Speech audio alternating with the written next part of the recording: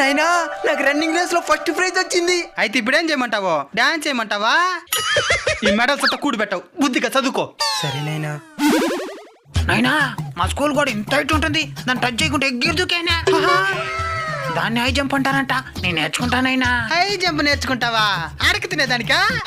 కాలు చెయ్యి ఇరిగితే దేనికి పనికి రాకుండా పోతావు. మూసుకొని చదువుకో. సరేనైనా.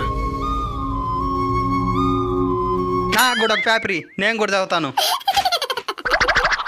ఈసారి ఒలింపిక్స్ లో ఒక్క గోల్డ్ మెడల్ కూడా సాధించని భారత్.